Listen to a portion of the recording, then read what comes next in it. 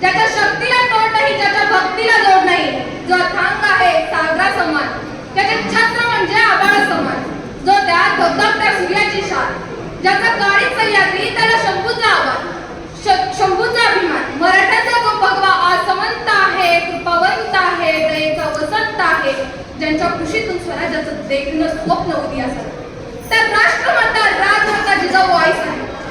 ज्यांनी हे स्वप्न साकार केलं ते छत्रपती शिवाजी महाराज. आणि स्वराज्य फक्त टिकवलंच नाही तर ते 10 पटीनं वाढवलं, ते म्हणजे आपले शंभूराजे. मित्रांनो, ते म्हणतात ना, नियतीच्या मालक बना पण परिस्थितीच्या गुलाम कधी बनू नका. सह्याद्रीच्या छाताडातून नाद भवानी गाजे, सह्याद्रीच्या छाताडातून नाद भवानी गाजे, काळजात राहती रक्तात वाहती आमच्या राज. तुफान गंधतो आग ओकतो वाघ मराठी माझा, तुफान गंधतो आग ओकतो वाघ मराठी माझा, सन्मान राखतो जान झोकतो तुफान मातीचा राजा, तुफान मातीचा राजा. मित्र हो, ताजमहाल जशी एका प्रेमाची निशाणी आहे, तसा शिवनेरी किल्ला एका सिंहाची कहाणी आहे.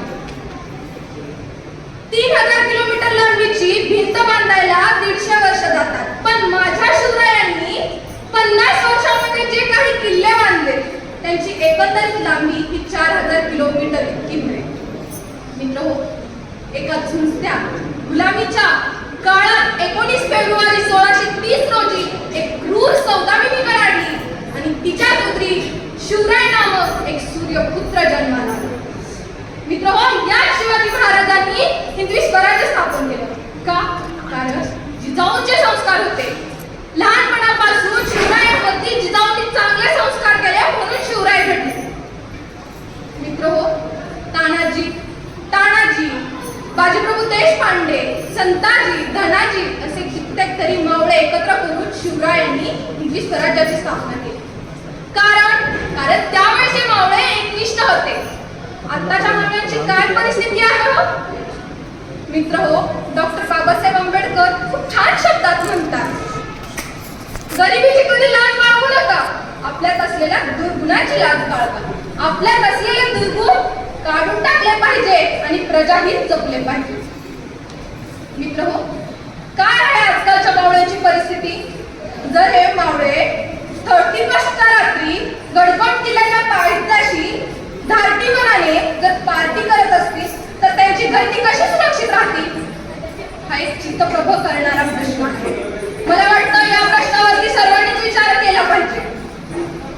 मित्र हो, शिवरायांनी कधीही निगेटिव्ह विचार केला नाही, त्यांनी नेहमी धैर्याचा विचार केला. माझ्या राजाच्या दरबारात कधी नाचगान नाही झाली. प्रत्येक स्त्रीला माते समान, भगिनी समान आदर देण्यात आला. म्हणूनच इंग्लंडचे रॅन्डॉल्फ म्हणतात, शिवाजी महाराज हे फक्त न्यायासाठी लढणारे नव्हते तर एक उत्तम पुरुष होते, एक सत्व पुरुष होते. आपल्याला माहितीच आहे सत्व म्हणजे काय, आणि खरंच ते एक सत्व गुणाचे पुरुष होते, म्हणूनच त्यांनी स्वराज्य घडवले. महाराजांना सांगावंसं वाटतं कधीतरी किल्ल्यावरती सकाळी सूर्योदयाच्या पूर्वी जावं आणि महाराजांना साथ घालावीशी वाटते. महाराज कशी सांभाळली हो तुम्ही एवढी प्रजा आणि जिजाऊंची आण? आपला मावळा आजचा काय म्हणतोय? आम्ही 2, आमचे 2, त्यांचा होतोय चौकोन, चौकोनातले जातात 2, मग उरलेल्यांना आधार कोण?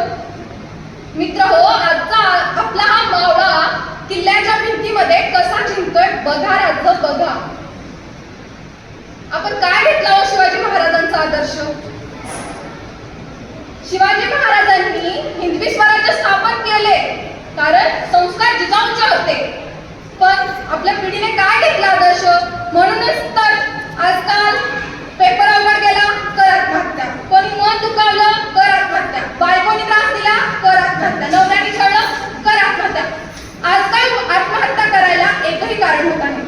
शिवरायांच्या काळात तर किती संकट होती, कधी त्यांनी विचार केला का की आत्महत्या करावी म्हणून? कधीच नाही. शिवराय नेहमी धैर्याने लढले, त्यांनी कधी असा विचार केला नाही. म्हणूनच तर त्यांनी हिंदवी स्वराज्य स्थापन केले.